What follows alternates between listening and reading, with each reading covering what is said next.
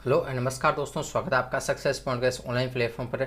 Guys आज हम फिर से डिस्कस करने जा रहे हैं प्लेइंग टू पैरामाउंट जो बुक है उसके जो टॉपिक वाइज क्वेश्चंस। और अभी हमारा जो टॉपिक चल रहा है वो चल रहा है टेंस का।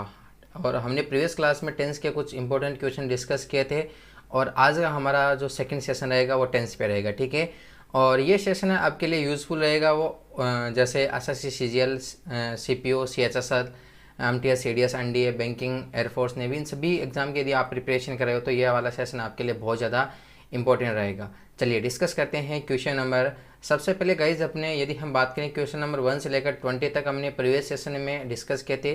यदि आपने जो प्रीवियस क्लास का सेशन अभी तक देखा नहीं है तो डिस्क्रिप्शन में आपको उसका लिंक दिया गया है और उसमें जाकर के आप अच्छी तरीके से उसको देख सकते हैं।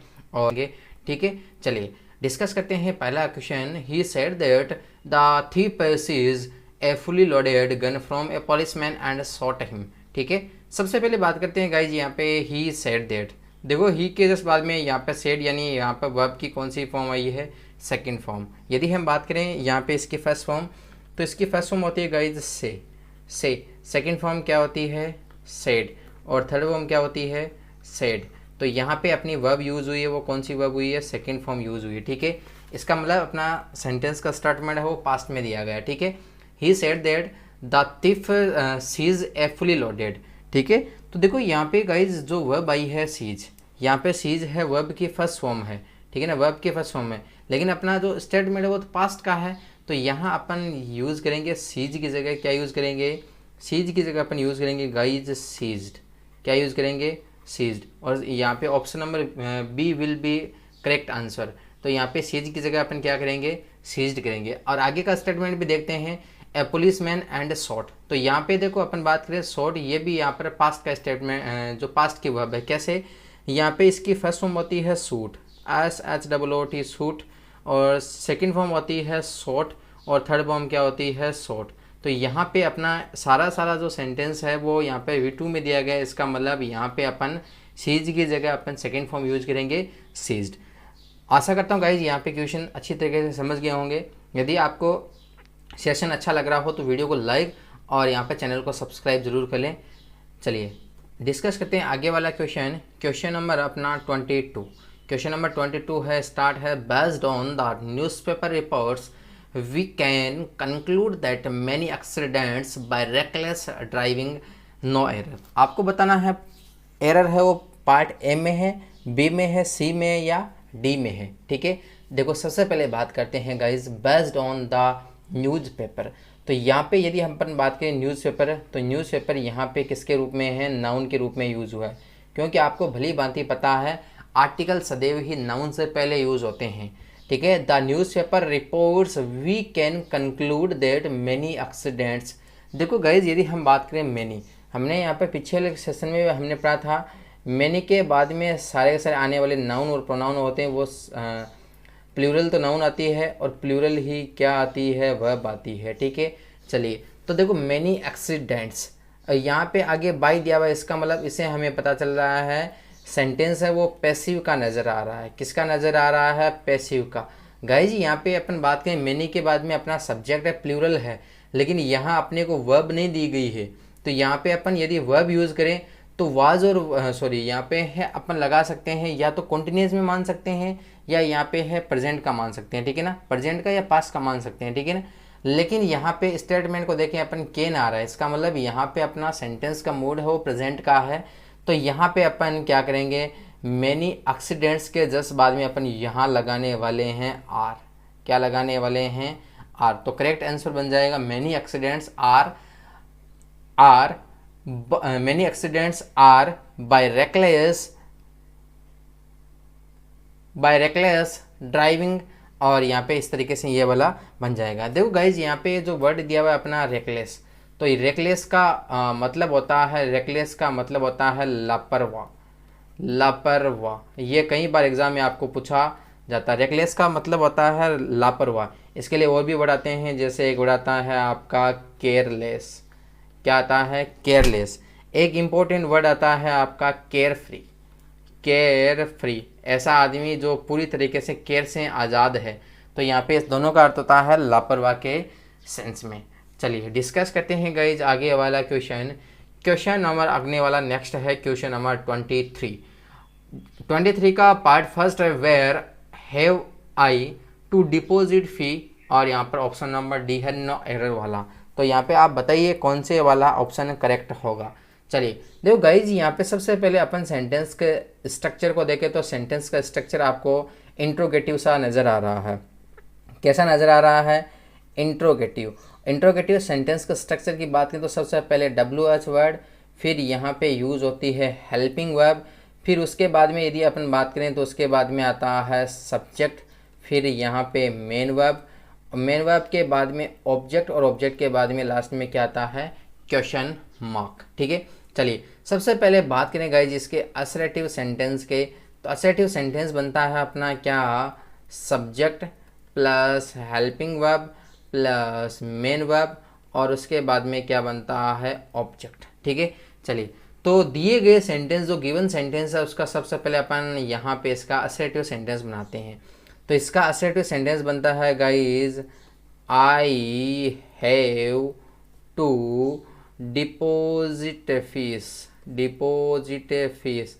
ठीक है, चलिए ये वाला सेंटेंस अपना अफर्मेटिव बनता है। लेकिन आपको पता अफर्मेटिव सेंटेंस है, यदि इसका अपने इंट्रोगेटिव बनाएंगे तो यहाँ पर ये प्रेजेंट सिंपल का है, इसका अपना इंट्रोगेटिव बनाएंगे तो यहाँ पे हेल्पिंग वर्ब क्या लगाएंगे? डू और डज का यूज़ करेंगे। बट यहाँ पर अपना सब्जेक्ट क्या है? आई। आई सब्जेक्ट है तो आई सब्जेक्ट प्लूरल होता है, तो प्लूरल के साथ अपन यूज़ करते हैं किसका? डू का। तो यहाँ पे करेक्ट आंसर बन जाएगा guys, where do I have to deposit fee. इसका मतलब option number B will be correct answer, where do I have to deposit fee. ठीक है ना, चलिए तो आशा करता हूँ गाइज ये वाला क्वेश्चन भी अच्छी तरीके से समझ गए होंगे। बढ़ते हैं नेक्स्ट क्वेश्चन की तरफ, और क्वेश्चन नंबर गाइज अपना है 24, और 24 में जो पार्ट ए है वह instant of being helpful he was being hindrance no error. तो बताइए गाइज इसमें कौन से वाला ऑप्शन है वो करेक्ट होगा। तो यहाँ पे गाइज अपन बात करें तो सबसे पहले ये सेंटेंस है वो पोजीशन को दर्शा रहा है, पोजीशन को दर्शा रहा है। तो यहाँ अपना हिंड्रेंस है वो किसके रूप में यूज हो रहा है? नाउन के रूप में, और वाज वर यहाँ पे वाज है वो मेन वर्ब के रूप में यूज हुआ है। तो मेन वर्ब के रूप में यूज हुआ तो यहाँ पे बीइंग यूज नहीं होगा, बीइंग की जगह अपन आर्टिकल ए लगा देंगे। तो करेक्ट बन जाएगा, instead of being helpful he was a hindrance, कि वो हिंड्रेंस का मतलब होता है बाधा में होना, ऑब्स्टेकल में होना। ठीक है, तो option number C will be correct answer. ठीक है, चलिए बढ़ते हैं नेक्स्ट क्वेश्चन की तरफ। गाइज नेक्स्ट क्वेश्चन है question number 25। By the time she had finished her work I had nearly given up all hope of arriving at the party in time और no error. तो guys इसमें बताइए आपका यहाँ पे कौन से वाला पार्ट है वो करेक्ट होगा। चलिए इस गाइज सबसे पहले अपन इसके एनालिसिस को डिस्कस करते हैं। सबसे पहले गाइज इसमें बात करें, यदि अपना कोई भी सेंटेंस है, यदि कोई भी सेंटेंस है वो बाय द टाइम से यदि कनेक्ट हो तो यहाँ पे उसमें दो स्टेटमेंट दिए हुए होंगे, और दो स्टेटमेंट में जो पहला स्टेटमेंट यानी जो काम पहले हो रहा है वो यूज़ किया जाता है अपना पास्ट परफेक्ट में। कौन से टेंस में? पास्ट परफेक्ट टेंस में यूज़ किया जाता है। और जो काम यहाँ पे है सेकंड में, यानी जो यहाँ पे काम बाद में होता हो वो यूज़ किया जाता है पास्ट सिंपल में। किस में यूज किया जाता है? पास्ट सिंपल में। सबसे पहले क्वेश्चन को समझते हैं। Bye the time she had finished her homework I had nearly given up. देखो सबसे पहले बात करते हैं आई हैड नियरली गिवन अप, कि मैंने लगभग है वो त्याग दिया था। देखो यहाँ पर जो वर्ड है ना गिव अप का मतलब होता है त्यागना। इसके लिए इंपॉर्टेंट फ्रेजल वर्ड ये होता है रेलिंक्विश। उसके लिए और भी वर्ड आता है जैसे फोरगो। उसके बाद में आता है आपका फोरसेक, ठीक है ना, और एक आपका वर्ड है गिव अप। ठीक है ना, सभी का अर्थ होता है त्याग देना।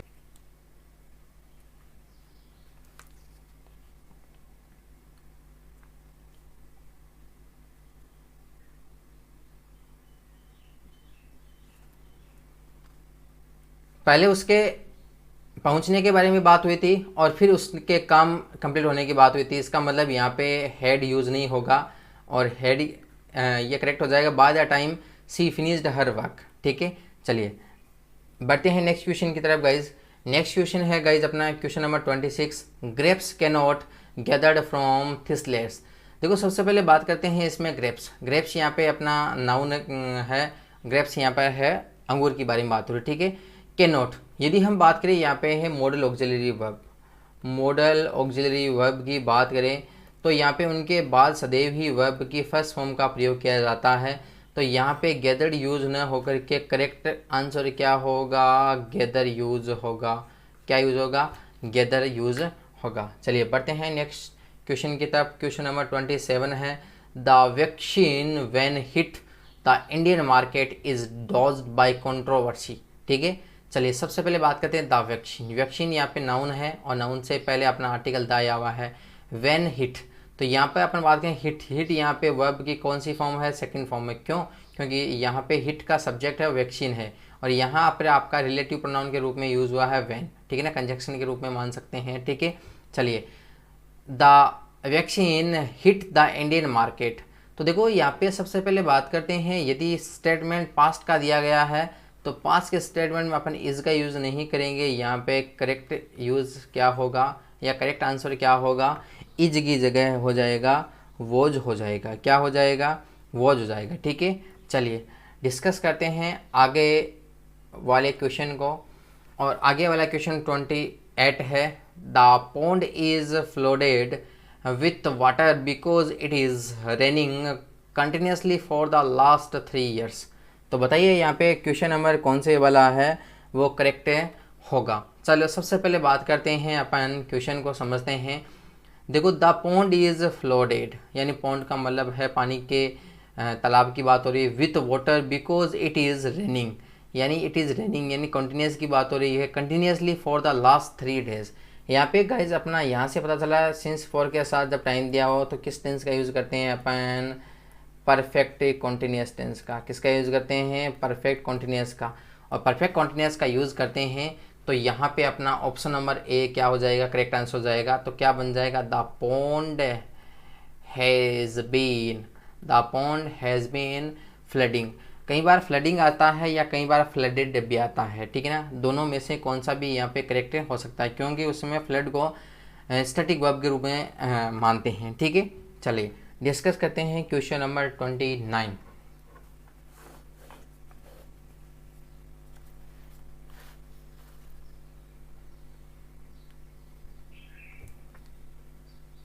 क्वेश्चन नंबर 29 है गाइज अपना greatly to our surprise we find ringleader was lame. देखो अपना ऑप्शन नंबर पहला है greatly to our surprise we find. देखो गाइज यदि अपन इसको देखें तो यहाँ पर स्टेटमेंट अपने को कहीं ना कहीं अपने को पास्ट का लग रहा है। ठीक है, देखो वो आया हुआ इसका मतलब यहाँ पे पास्ट का है तो अपन क्या करेंगे, फाइंड की जगह अपन क्या लगाएंगे, फाउंड। क्या लगाएंगे, फाउंड। और यहाँ पे अपना करेक्ट आंसर हो जाएगा greatly to our surprise we found ringleader was lame.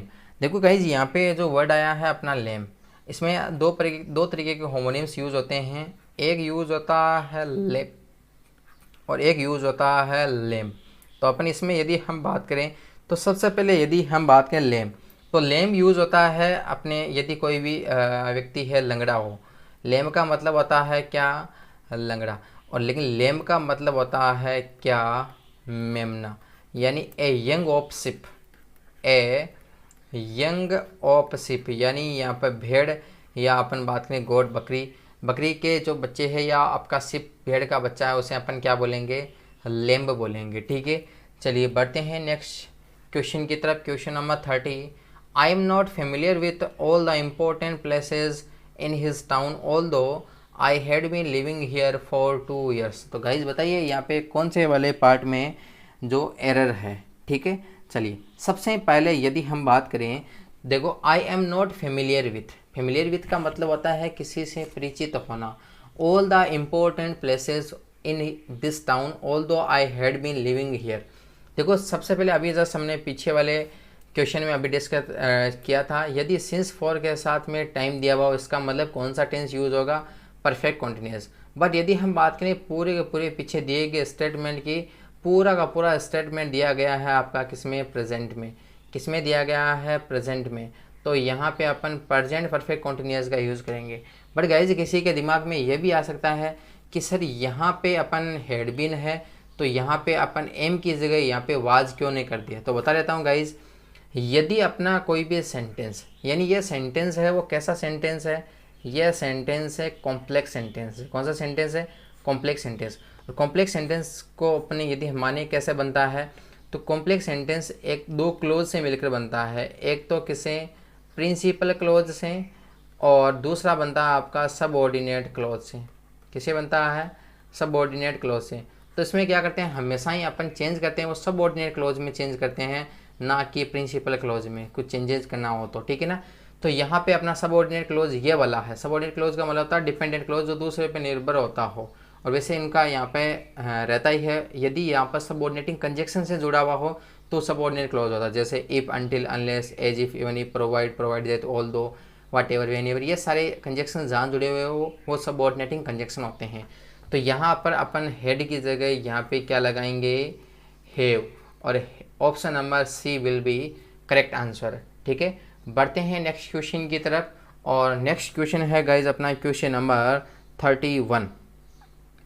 31 question में है, Ravi Shankar's performance was given a standing ovation by the people who has come to hear him.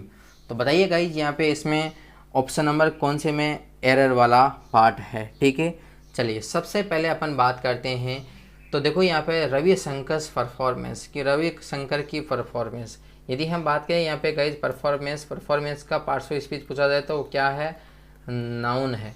Ravi Shankar की जो परफॉर्मेंस है was given a standing ovation by the people who has come to hear him. तो यहाँ पे guys अपना पूरा का पूरा पीछे का स्टेटमेंट दिया गया पास्ट में है, तो यहाँ अपन हैज की जगह क्या लगा देंगे, हेड लगा देंगे, और option number C will be correct answer. ठीक है, बढ़ते हैं नेक्स्ट क्वेश्चन 32 पे। He said that it was the first time that such a trick is discovered. तो बताइए गाइज यहाँ पे कौन से वाले पार्ट में एरर है। देखो ही सेड, ही सब्जेक्ट है, सेड यहाँ पे वर्ब की कौन सी फॉर्म है, वर्ब की सेकेंड फॉर्म है। ठीक है, that it was the first time that such a trick is discovered. तो यहाँ पे पूरा पूरा पास्ट का स्टेटमेंट है, तो अपन यहाँ पे इज का यूज़ नहीं करेंगे, यहाँ पे किसका यूज़ करेंगे, was. Option number C will be the correct answer. ठीक है गाइज, यहाँ से अपने एक आर्टिकल का क्वेश्चन जानते हैं। यदि अपने को वर्ड, ये वाले वर्ड जैसे सच, रादर, सच, रादर, क्वाइट, जैसे वाट, ये वाले शब्द मिले तो इनके बाद में अपन हमेशा ही आर्टिकल ए और एन का यूज़ करते हैं। ठीक है, चलिए तो देखो यहाँ पे आया है आपका क्या, सच, सच के बाद में हमने आर्टिकल ए का यूज किया है। ठीक है, बढ़ते हैं नेक्स्ट क्वेश्चन की तरफ। गाइज नेक्स्ट क्वेश्चन नंबर है आपका 33 क्वेश्चन है अपना। I was shocked to see how much my grandmother had aged since the last time we visited her. ठीक है, तो देखो यहाँ पे सबसे पहले बात करते हैं, आई वॉज शॉक्ड पैसिव का दिया गया है, वाज वर्ब के साथ हमेशा वर्ब की थर्ड फॉर्म आती है। ठीक है, okay. To see how much my grandmother had aged since the last time we visited her. तो यहाँ पे इसमें किसी प्रकार का कोई एरर नहीं है, तो option number D will be the correct answer.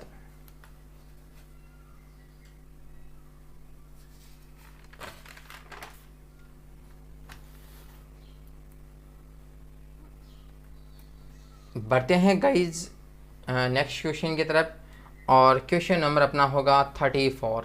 It is not such A pretty place that I had expected. ठीक है, चलिए तो बताइए गाइज यहाँ पे कौन से वाला ऑप्शन, ए, बी, सी, या किसी प्रकार का कोई एरर नहीं है। तो सबसे पहले बात करते हैं, it is not. It is not such A pretty place. अभी जैसे हमने पढ़ा था सच के बाद में हमेशा ही आर्टिकल का यूज़ किया जाता है indefinite, such A pretty place that I had expected. तो यहाँ पे गाइज बात हो रही है सिंपल स्टेटमेंट की, और सिंपल स्टेटमेंट यहाँ पे होता है पास्ट सिंपल में यूज होता है। It is not such A pretty place, कि वास्तव में ये इतना अच्छा स्थान नहीं है जितना मैंने क्या किया था, एक्सपेक्ट किया था, ठीक है ना। तो ये स्टेटमेंट पास्ट सिंपल में यूज होगा, तो यहाँ से अपन हेड को क्या कर देंगे, रिमूव कर देंगे, कि ये इतना अच्छा प्लेस नहीं था, प्रेटी प्लेस नहीं था जितना मैंने क्या किया था, एक्सपेक्ट किया था। एक्सपेक्ट का मतलब होता है उम्मीद, ठीक है ना। जितना मैंने उम्मीद किया था उतना अच्छा वो प्लेस नहीं था, ठीक है। बढ़ते हैं गाइज यहाँ पे नेक्स्ट क्वेश्चन की तरफ, और क्वेश्चन नंबर अपना है 35। तो देखते हैं सबसे पहले क्वेश्चन नंबर 35 को। No man can become a great artist unless he apply himself continuously to his art, और यहाँ पे नो एरर। तो बताना है गाइज इसमें कौन से वाला ऑप्शन है वो यहाँ पे करेक्ट होगा। तो सबसे पहले गाइज बात करें नो मैन कैन बिकम, सबसे पहले यहाँ पे है सब्जेक्ट के रूप में आया है, कैन यहाँ पे मॉडल है, मॉडल के बाद में सदैव वर्ब की फर्स्ट फॉर्म आती है। ए ग्रेट आर्टिस्ट, यहाँ पे ए आर्टिकल है, ग्रेट आपका एडजेक्टिव है, आर्टिस्ट यहाँ पे नाउन है, ठीक है। अनलेस, चलिए यहाँ से अपना कंसेप्ट स्टार्ट होता है। यदि कंजक्शन के रूप में until, unless, as if, even if ये वाले आए, तो यहाँ पे अपना कौन सा वाला सेंटेंस कॉम्प्लेक्स सेंटेंस लगता है, और उसमें बात करते हैं कॉम्प्लेक्स सेंटेंस। अभी जैसे हमने पढ़ा था दो प्रकार के क्लोज से मिलकर बनता है, ठीक है ना। एक होता है आपका प्रिंसिपल क्लोज, और दूसरा होता है सेकंड आपका होता है सबऑर्डिनेट क्लोज। सबऑर्डिनेट क्लोज, और सबऑर्डिनेट क्लोज की पहचान होती है सबऑर्डिनेटिंग कंजक्शन, जैसे until, unless, as if, even if, इनसे कनेक्ट हो वो वाला सबऑर्डिनेट क्लोज होता है। तो यहाँ पे अपन ये क्लोज पढ़ते हैं उस समय अपना कंडीशनल सेंटेंस आता है, और कंडीशनल सेंटेंस ये कहता है कि यदि इफ़, अनटिल, अनलेस इनसे स्टार्ट हो तो इनके बाद वाला जो आपका क्लोज है वो प्रेजेंट सिंपल में आता है, और आगे वाला क्लोज है future simple. Future simple use होकर के, या कई बार आपका कैन, आपका मे, इस तरीके से मॉडल भी यूज़ हो सकते हैं। उनके साथ में वर्ब की कौन सी फॉर्म आएगी, फर्स्ट फॉर्म आएगी, बेयर इन्फिनिटिव आएगा, ठीक है। चलिए तो सबसे पहले बात करते हैं अनलेस ही अप्लाई। हमने अभी जैसे पढ़ा था अनटिल, अनलेस के बाद वाला जो क्लोज है वो किस में आएगा, प्रेजेंट सिंपल में आएगा, ठीक है। यदि आगे मॉडल या फ्यूचर सिंपल दिया गया हो तब। देखो यहाँ दिया हुआ आपका कैन के साथ वर्ब के फर्स्ट फॉर्म, इसका मतलब यहाँ प्रेजेंट सिंपल होगा, लेकिन ही यहाँ पर कैसा सब्जेक्ट है, ही अपना सिंगुलर सब्जेक्ट है, इसलिए अपन यहाँ पे अप्लाई यूज़ नहीं, क्योंकि अप्लाई प्लूरल वर्ब है। तो यहाँ पे करेक्ट क्या बन जाएगा, अप्लाइज। क्या बन जाएगा, अप्लाइज, ठीक है। चलिए बढ़ते हैं नेक्स्ट क्वेश्चन की तरफ, क्वेश्चन नंबर 36। और क्वेश्चन नंबर 36 में यहाँ पे है पार्ट ए कह रहा है the officer has given orders to his soldiers yesterday, ठीक है। तो बताइए गाइज इसमें ऑप्शन नंबर कौन से में, ए में, बी में, या सी में एरर है, ठीक है। चलिए सबसे पहले बात करते हैं गाइज, यहाँ पे अपनी एडवर्ब के रूप में यूज़ हुआ है क्या, यस्टरडे। और अभी हमने पढ़ा था yesterday, the last week, last day, last month, last week, last year, और इन प्लस पास्ट टाइम, ये सारे के सारी एडवर्ब है वो पास्ट सिंपल में यूज़ की जाती है। इसका मतलब है अफर्मेटिव सेंटेंस है उसमें वर्ब की सेकंड फॉर्म का यूज होगा, इंट्रोगेटिव नेगेटिव है तो उसमें अपन डिड के साथ में वर्ब की फर्स्ट फॉर्म का प्रयोग करेंगे। सेंटेंस है अफर्मेटिव है इसलिए अपन वर्ब की सेकंड फॉर्म का प्रयोग है करेंगे। तो इसका मतलब अपना option number A will be correct answer, और आंसर में हो जाएगा हैज़ गिवन की जगह अपना बन जाएगा करेक्ट आंसर गिव बन जाएगा। आशा करता हूँ गाइज यहाँ पे अच्छी तरीके से समझ गए होंगे। बढ़ते हैं क्वेश्चन नंबर 37 की तरफ, और 37 नंबर क्वेश्चन आपका कह रहा है गाइज पहला सबसे पहले foolishly Rama threw some water on the electric heater when it catches fire and he got a shock. तो सबसे पहले बात करते हैं option number A, B, C या किसी प्रकार का एरर नहीं है तो आप बताइए कमेंट में ज़रूर। देखो सबसे पहले फुलिशली रामा की मूर्खतापूर्ण, रामा ने, थ्रू का मतलब है यहाँ पे सेकंड फॉर्म है, मूर्खतापूर्ण रामा ने यहाँ पे फेंका था क्या, सम वाटर। वाटर यहाँ पे नाउन है अनकाउंटेबल, उससे पहले डिटरमाइनर सम का यूज़ किया गया है, ठीक है ना। ऑन द इलेक्ट्रिक हीटर, किसके ऊपर, इलेक्ट्रिक हीटर के ऊपर।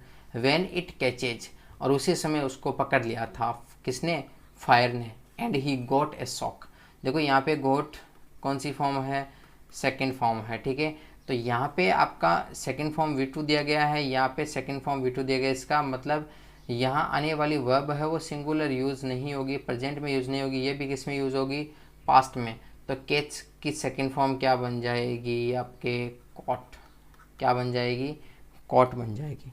तो option number C will be correct answer. Guys बढ़ते हैं नेक्स्ट क्वेश्चन की तरफ, और क्वेश्चन नंबर 38 क्वेश्चन नंबर कहता है गाइज अपना, while Mahendra was away on a long official tour, his office received an important letter which was marked urgent, ठीक है।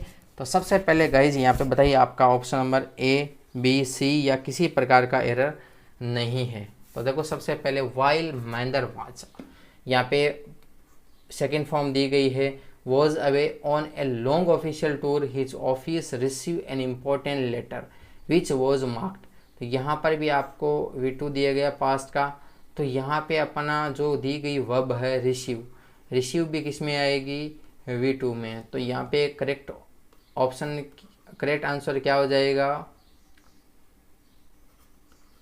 करेक्ट आंसर हो जाएगा रिसीव्ड। तो correct answer will be option number C, ठीक है। चलिए डिस्कस करते हैं नेक्स्ट क्वेश्चन। क्वेश्चन नंबर 39 है, I did not like his comments on my paper but I had no alternatives as I had agreed to keep quiet और no error। तो बताइए guys इसमें कौन से वाले ऑप्शन में एरर है। सबसे पहले I did not, यदि हम बात करें डिड के साथ में, तो डिड के साथ में हमेशा ही कौन सी वर्ब की फर्स्ट फॉर्म का प्रयोग किया जाता है, हिज कमेंट ऑन, कमेंट के साथ फिक्स प्रीपोजिशन ऑन का यूज़ किया जाता है। कुछ और भी वर्ड है, जैसे आपके आ गया कॉन्ग्रेचुलेशन ऑन,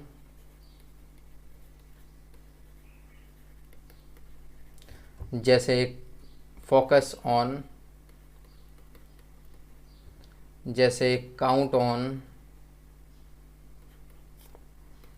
इनके साथ में और कमेंट ऑन।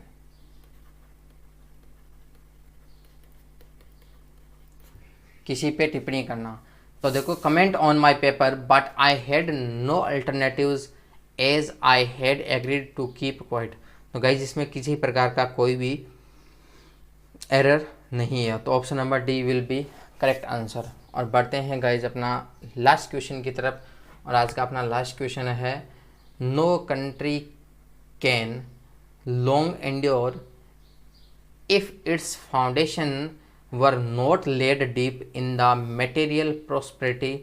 इसमें बताइए आपका कौन से वाला ऑप्शन है वो करेक्ट है, होने वाला है, ठीक है। चलिए तो सबसे पहले गाइज अपन बात करें, no country can long endure, endure का मतलब होता है इन द सेंस ऑफ सहन करने के सेंस में, ऑफ इट्स फाउंडेशन, फाउंडेशंस वर। देखो सबसे पहले यदि हम बात करें अभी, तो देखो यहाँ पर पहला स्टेटमेंट है कैन के साथ वर्ब के पास हूँ, इसका मतलब ये कैसा स्टेटमेंट है, प्रेजेंट का है, कैसा है, प्रेजेंट का है। अभी जस्ट हमने यहाँ पे बताया था कि यदि इफ़ अनटिल अनलेस से जुड़ा हुआ, इसका मतलब वो कौन सा कॉम्प्लेक्स सेंटेंस है। कॉम्प्लेक्स सेंटेंस में अपन ने ये पढ़ा था कि एक साइड का यदि सिंपल में है तो एक साइड का आपका प्रेजेंट में है, तो एक साइड का किस में आएगा, फ्यूचर में। इसका मतलब यदि अपना सबऑर्डिनेट क्लोज प्रेजेंट सिंपल में है तो यहाँ पर प्रिंसिपल क्लोज होगा फ्यूचर सिंपल में, या उसके साथ में आ सकता है मॉडल। तो देखो सबसे पहले यहाँ मॉडल दिया गया है और वर्ब की फर्स्ट फॉर्म आई है, इसका मतलब फाउंडेशंस वाला ये वाला आएगा आपका प्रेजेंट में। तो यहाँ अपन वर यूज़ नहीं करेंगे, यहाँ पे क्या यूज़ करेंगे, foundations are not laid deep. तो यहाँ पे अपना वर की जगह क्या बन जाएगा, आर बन जाएगा, ठीक है। चलिए आशा करता हूँ गाइज आपको सारे के सारे क्वेश्चन अच्छे लगे होंगे। यदि वीडियो अच्छा लगा हो तो वीडियो को लाइक करें और अपने दोस्तों के साथ सब्सक्राइब जरूर करें। थैंक यू सो मच, मिलते हैं नेक्स्ट क्लास में। Have a nice day.